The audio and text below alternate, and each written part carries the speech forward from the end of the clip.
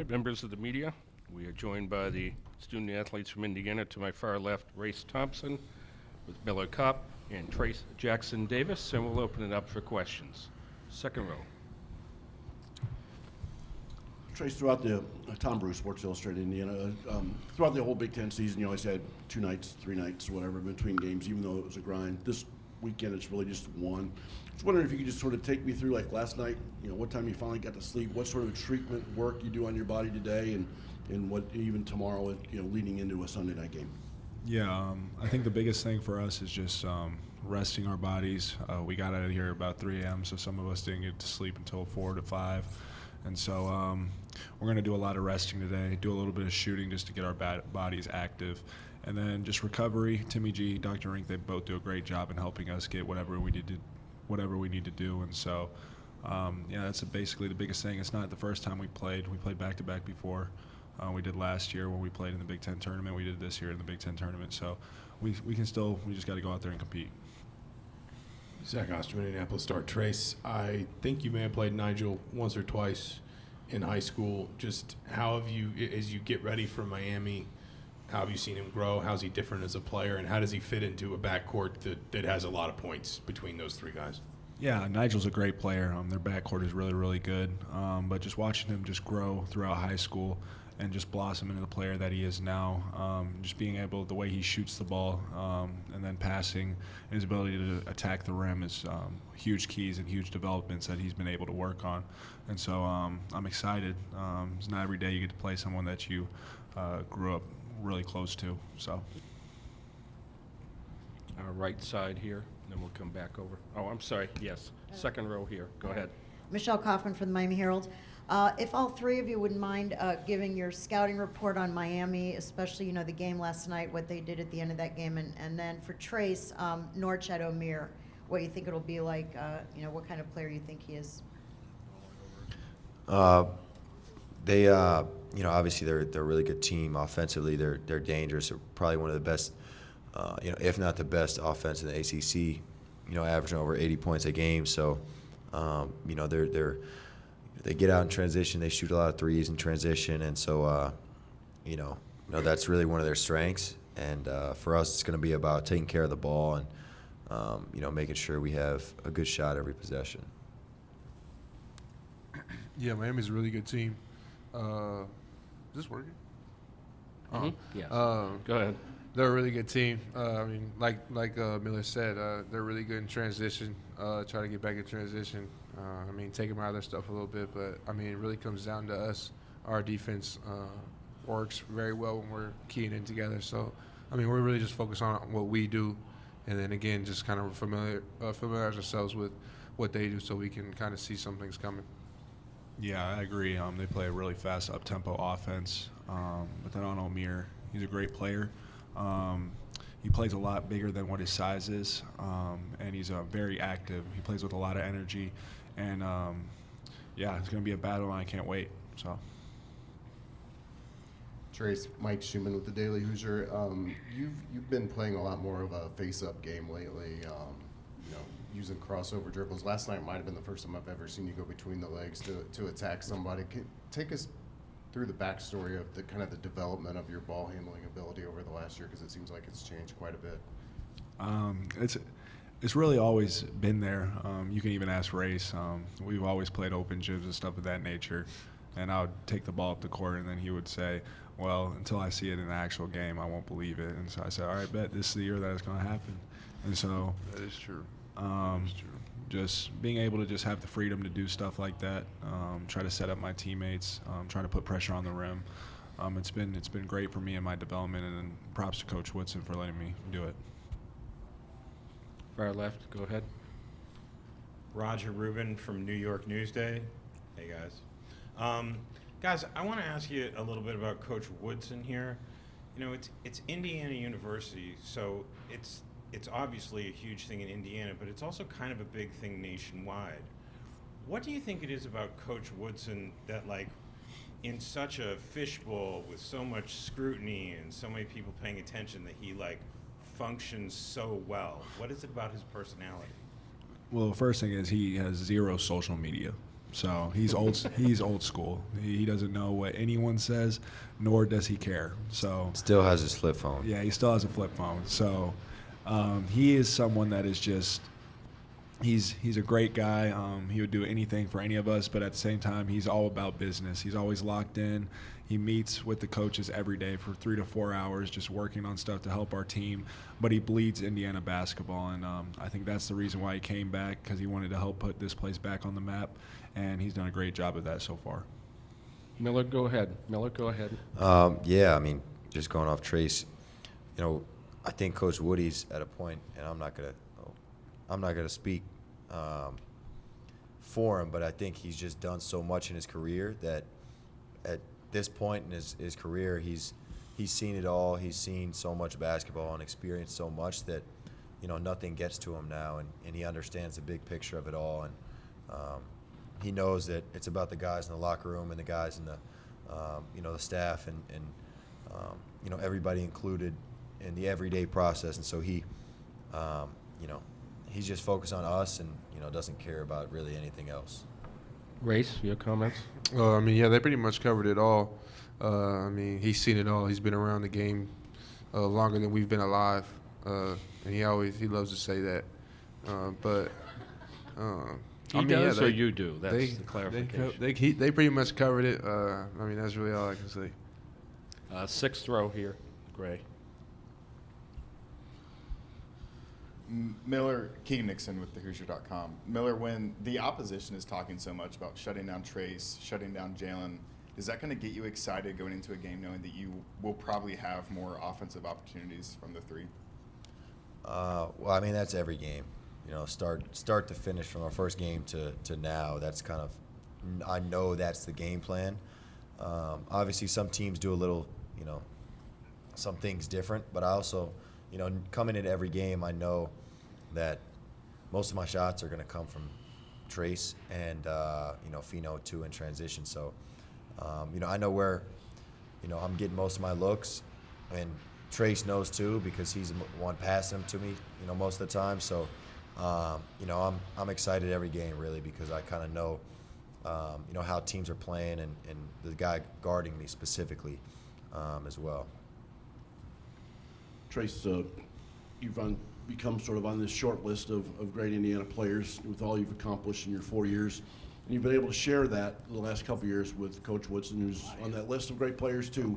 Like, how much have you enjoyed just that part of your relationship with him, of sort of knowing the great things that both of you have accomplished at Indiana? It's been great. I try not to dwell on it that much because we're still in season, but me and him joke about it. We're both very competitive. I remember when I was about to pass him, I was cracking jokes at him, and he was kind of mad about it. But after it happened, he was very emotional and he was very proud. And so just being able to share moments like that with another outstanding player like himself is huge. So, yeah. Abigail Rebel, Times Union. This one's for any of you guys. Do you think getting a pretty comfortable win last night gives you any kind of advantage going into tomorrow's game? Absolutely not. Every game in this tournament is a dogfight, and just because you play really well against one team doesn't mean that you're going to come out and it's going to be the same. So we got to be prepared, we got to be locked in, and we got to be ready to play, because I know Miami wants to get to that next round just as bad as we do, and so it's going to be a slugfest and it's going to be a brawl. So, yeah. Go ahead. For Miller or Race, Miami has 5 guys shooting above 35% from 3 right now. Do you get a Penn State vibe when you watch them, or who do they remind you of on film from who you've played this year? I'm not sure who they remind me of, but it's definitely a threat. They have really good shooters, really good players on the perimeter, and really all around. So, we watching film this morning. We know we got to find shooters in transition. We know we got to be a little bit higher in our help side defense. I can't name a team that they remind me of. Maybe they're like Penn State, but I don't know. I haven't watched enough yet, but I'll watch more later. Go ahead, left side. Yep. Hey Trace, Luke Chain with Life World Sports. Just, given that Miami, as you said, is an up-tempo team, just what challenges does that sort of tempo present upon your defense? I just think the biggest thing for our defense is just sticking with our tendencies, limiting transition runs, and just not letting them speed us up. I think that's the biggest thing. Games in the 60s for us is a lot better than games in the 70s and 80s, and so that's what we're going to try to do, and we got to stick to our game plan. Go ahead. Race, Tom Canavan with the Associated Press. You've been at Indiana, this is what, your 6th year? And I mean, you've had knees and groins and concussions. I mean, are you just thankful you're here now? Because when you were speaking last night, it sounded like you'd been playing hurt. Yeah, I'm truly just grateful to be here in the moment. When I got hurt in my knee earlier in the season, I really thought it was over with. And I've said that before, but I mean, just being here after everything I've been through my time at Indiana, I'm just grateful to be here, being able to play next to these guys and my other teammates. Following up on what you said about, they do want to play a transition game against you guys, and I asked him because yesterday they played very well defensively at the end of that game to win the game, and I said, will you have success if you can keep it a low-scoring game? He said, no, we want to get out in transition. Do you think they could be successful against you guys in a lower-scoring game like they had yesterday? Absolutely. I don't necessarily think it's a knock on them if we try to keep it low-scoring. I meant it more as that's just how we like to play.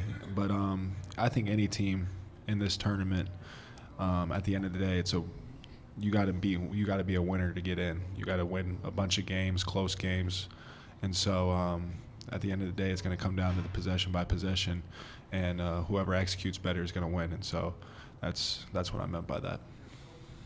Back row left. William McDermott inside the hall. Guys, you guys are all seniors. Obviously, these moments are fleeting for you guys, but there's business to be handled. Yesterday, did you guys find yourself kind of just taking it all in, looking around? You know, as any of these games could be your last ones together, and how do you guys kind of work through those emotions? I mean, kind of just adds fuel to the fire. Every time we put that uniform on, it could be the last time you put it on. So I remember I told Trace that tomorrow's not promised right before the game, and we kind of joked about it because of the Rocky movie. Yeah, I mean, tomorrow's not promised. So, I mean, you go out there, you get everything you got, and you kind of got to live with the result as long as you're leaving it out on the court. Miller, you want to add to that? Yeah, you know, it's definitely a thought that goes in your head. I mean, you want to play, you know, like it could be your last game, you know, for the university, because it, you know, very well could be. So, you know, my goal, and I think everybody else's too, is to, you know, make this season as long as possible. And, you know, we're taking it day by day and enjoying the process and, you know, coming in locked in every day and trying to extend our season. Yeah, just piggybacking on what they said, really just since the start of this last week, kind of hits you where you're going through your last practices leading up to the first game. You're kind of nervous going out there. But at the end of the day, you just got to go out there and play. At any time, it could be your last time stepping foot on the court, whether it be from playing your last game or from injury. And so that's kind of how I look at it, where every time I step out on the court, I think it's my last time I'm going to be out there. And so, but just being able to play with these guys for this year and last year, I raced 4 years, but it's been a blessing, and it's kind of hits close to home, and it makes you want to play a little bit harder so you can keep your season going. For all three of you, last night right before tip-off, posted a picture of the 5 of you starters kind of huddled up with Xavier right before this game started. And obviously he's had to miss a lot of this stuff, but what's it just meant for you guys, just sort of him still being engaged and being a part of what's going on between your ears? Yeah, Xavier, even though he's been hurt, he's still been a huge part of our team. Even in the locker room, whether he's playing, like I remember against Northwestern, when we were playing at Northwestern in the locker room, he got us really fired up. He was fired up. He was trying to get us going, and then we came out and we started playing well. And so he does stuff like that just, even though he's not on the court, he's still our point guard, he's still our leader, and he's using his voice and being vocal, hyping us up on the bench. And we need it from him because it gives our players confidence. Miller? Yeah, I mean, you see, you know, him on the bench, you know, shot goes up, you know, he's the first one to put his hand up, saying it's 3 ball, and he's the biggest cheerleader on the bench, really. Him and Anthony and Leo, I think, are go nuts over there. So it means a lot because he can't affect the game on the court, but he's impacting the team and the game off the court, on the bench, in the huddles, in the locker room, and stuff like that. So he's definitely doing as much as he can while he can't play. Grace? Yeah, I mean, he's been a great teammate. You couldn't really ask for a better teammate than X. Like they said, he's the first one cheering. He's paid attention in the scout, so he knows what's going on. He's hollering out plays. And again, he's a leader in the locker room, just keeping everybody together, keeping it light when it needs to be light, being serious when it needs to be serious. So I think just him being that great teammate and being a really good leader has helped us get to this point. Last one. Thank you. Trace, Tom Canavan with the AP. You said last night early in your news conference that your hip pointer was bothering you. Is that a common occurrence, or is that like just last night, or how is it now? It's good now. Just got to keep getting treatment on it. Just get it to the best possibilities to be able to play. I did it actually at the very beginning of the game on yesterday, and so I still played pretty well. But it's just something that I just need to play through. It's not really that big of a deal to me. I played injured before. I played with little knacks and bruises. Those guys have too. It's something that you deal with in college basketball. So, Student athletes, thank you very much. He's See just you fine. tomorrow. He's good.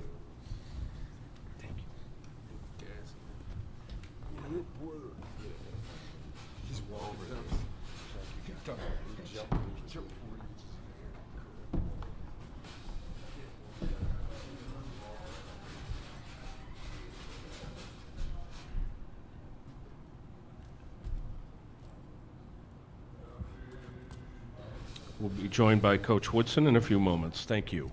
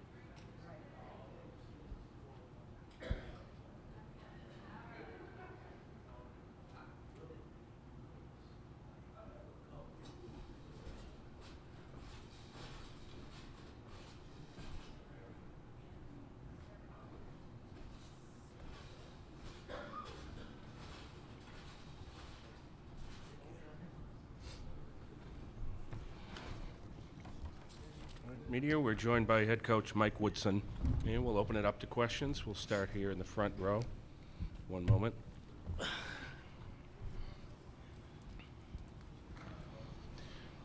Zach Osterman, Indianapolis Star. Mike, somebody just asked about X and just the role he's tried to fill as he's not been able to play, and maybe particularly as it's become clear that he won't come back this season. What is he bringing when you can't put him in uniform, but it seems like he's still active on the bench, active in huddles, things like that? Another coach. I think he's been excellent for Jalen and guys that handle the basketball out front. He's been good in that area. And, coming into this season, none of us thought we would lose Xavier Johnson, because he was such a big piece to the puzzle last year. And he's continued to work a little bit, can't do much still.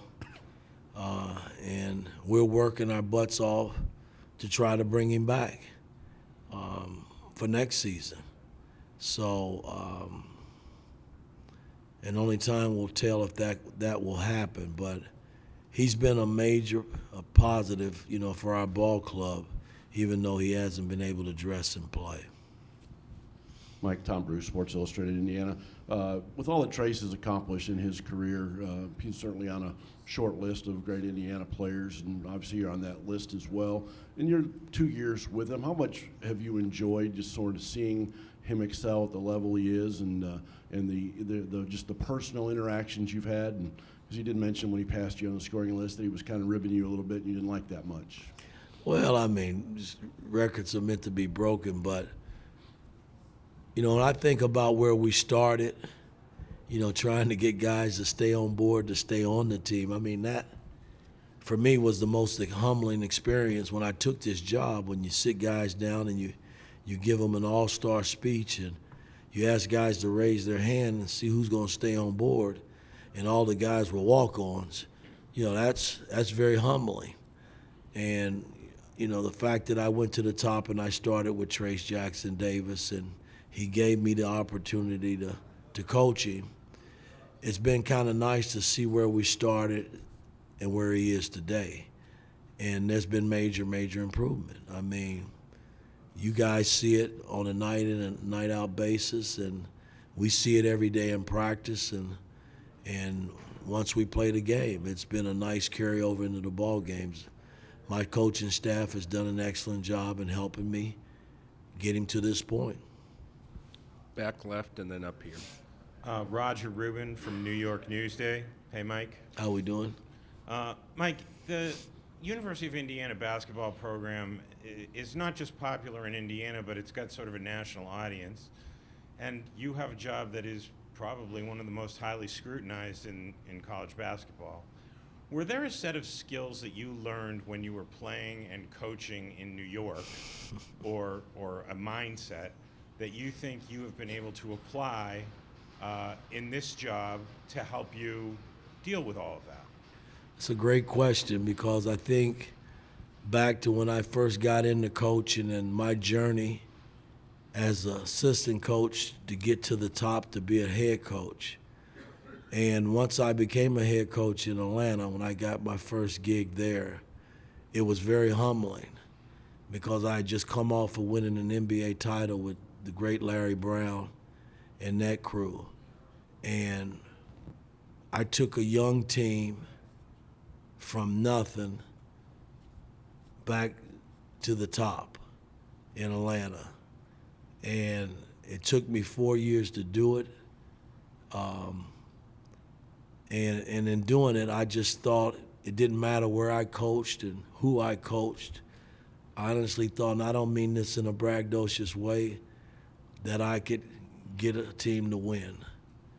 And if you were around during the Knick days, there's nothing like New York.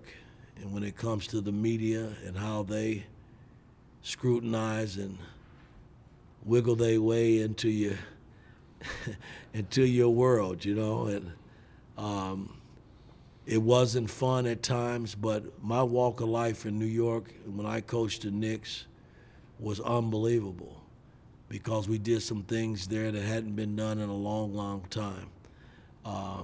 So I've been able as a coach to learn on the fly and deal with the media like yourself, and it's what it is. I understand you guys have a job to do, but I have a job to do as well.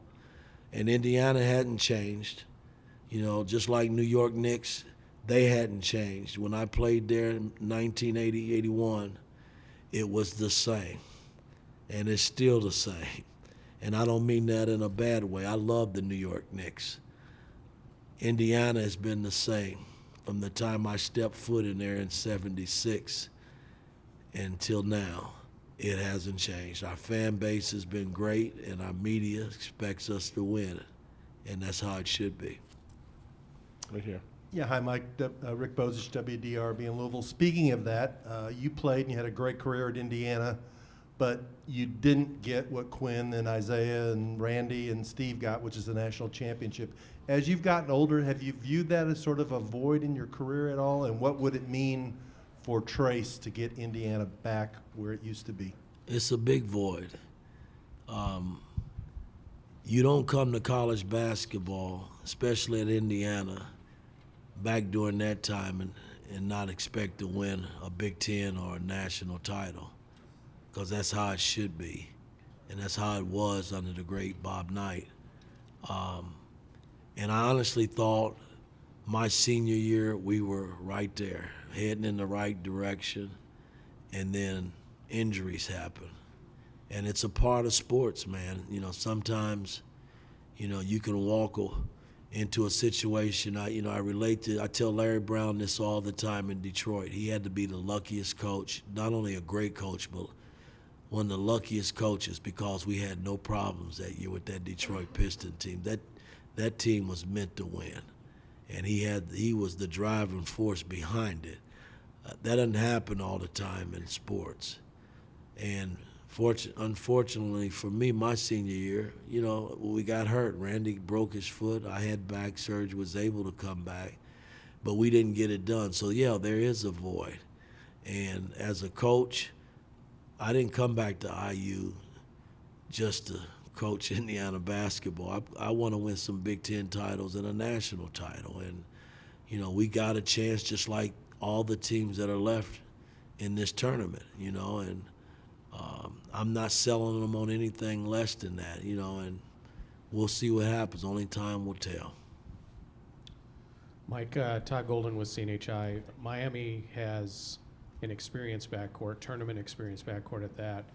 What's your level of concern over that? And is there's a way you can X and O tendencies on the court, but can you attempt to try to take them out of the poise that they've built up over their careers? Again, they're coach-driven. They have a great coach, man, that's polished, that's been there, done it, and they're a reflection of their coach.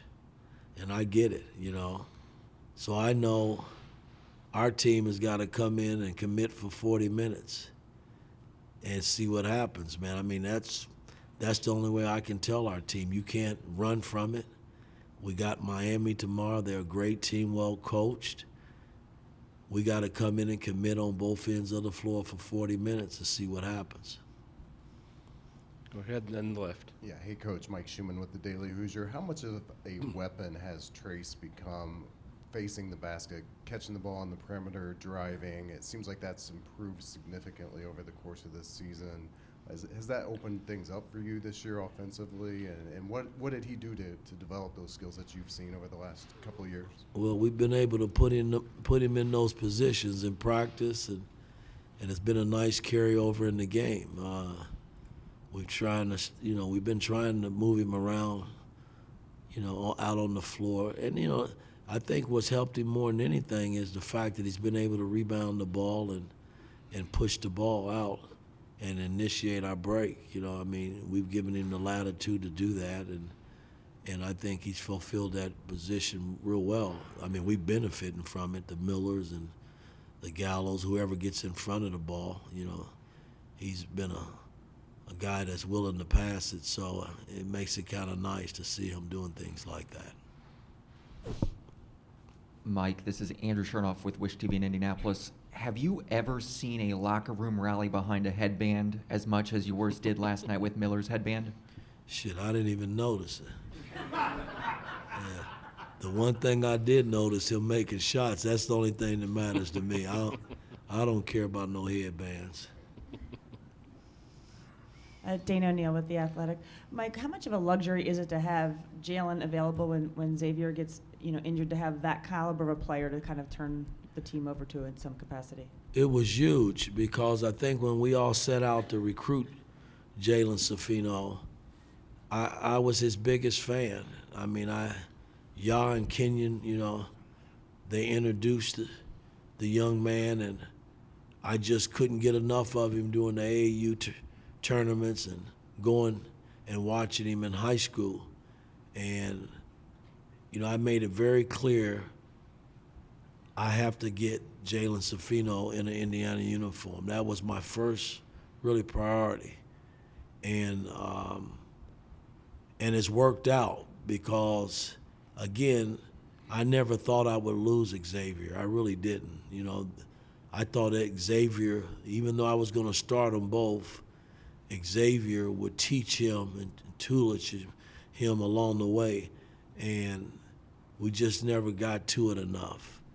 And basically, we've thrown Jalen to the wolves, you know, and he's kind of handled it, man. I mean, he's been poised. He's had his ups and downs, man. But for the most part, we are sitting here playing Miami because Jalen Safino has had a good freshman season. Zach Osterman, Indianapolis Star again. Mike, forgive me. I know it's sort of a loaded question to ask you this about your own player, but especially given your NBA background, having to prepare for guys on short turnarounds and things like that, how would you go about preparing for a player like Trace that's not just the points and the rebounds, but the defensive presence, his passing ability, his ability to affect the game in so many different ways? Shit, I don't know. I mean, he does so many things, and trust me, every team that we play, I'm sure they're sitting there saying, well, we got to do this, do that. But there's not one thing he can't do on the floor. And it makes a coach that's sitting there preparing for him, it makes you wonder, you know, how can you stop this guy? Now, you know, there's been teams that have doubled him so much. I mean, I think back to the Purdue game there, you know, he patiently waited until the right time towards the end of that game to really make his move. And that he just sacrificed his game, and most superstars will struggle with that. And I've seen it so much over the years in the NBA, they just feel like that they got to get theirs. And he sacrificed that night until the right time, man, and it was really nice to see because a lot of the players around him truly benefited that night at Purdue. Aiden Jolly, Daily Gazette. Mike, what are you expecting out of the Miami offense tomorrow, in particular Isaiah Wong and Nigel Pack? Well, I know Wong struggled yesterday. You know, he's been their kind of go-to guy. Pack has been solid all season. I thought he carried them yesterday against Drake after watching it. Then their big fella inside is a workhorse. He does a lot of good things for their ball club. So they're not a one-man show. You know, they got 4 guys that average in double figures. So there are key matchups all over the floor that we got to really focus in on and concentrate for 40 minutes. Mike, one of the things that didn't really get talked about too much last night was the job that Trey did on the carry kit. And when your perimeter defense has been good this year, you guys have been really good. Can you talk just a little bit about what he provided last night, and obviously the carry over to the Miami guards tomorrow? Well, again, you know, Curry was kind of the head of the snake. You know, we knew that going in for Kent State, and was a key matchup. And I thought our guys really played him, tried to make his catches tough, tried to really get into him and handling the basketball, and we had some success. But it's just not one guy. I don't teach team defense as one guy. You know, we gotta all sacrifice for the sake of the team, and when there's a breakdown, you gotta trust that somebody's there to help you. So that's kind of how we have built our defensive system. Griffin Epstein, the Hoosier Network. Coach, when you've looked at Miami on tape, what is the biggest challenge you see from them? Well, they're perimeter driven. You know, I mean, they got perimeter play that sits at the top in college basketball. They do a lot of good things from their perimeter, and the big fella inside, he's a banger. He works. So, like I said, there's not one key guy. There's a number of guys that we gotta focus in on and lock in and play them for 40 minutes. Last one. Coach Paul Snyder, the Montauk Sun. He's going to want to get out and transition against you guys, and you've said defense wins championships. They won yesterday with a press, full court press in the last 2 minutes of game and a 10-0 run. They can win that style of game. Is it a battle of wills, your style over their styles, or is it NCAA, March Madness, possession by possession, who's going to win this game? All the above. No, really. I mean, it's the team that doesn't turn it over. offensively and get good shots, handles the pressure of being pressed, and defensively getting after them and taking things away that they like to do. And then when you do that, you got to finish it with rebounding. So, I mean, if we're able to do those things, then it should be a competitive game. Coach, thank you very much. We'll see you tomorrow night. All right. Our game times tomorrow: St. Mary's in Connecticut at 6:10 p.m. Eastern and Miami, Indiana at 8:40 p.m. Eastern. Hammond Communications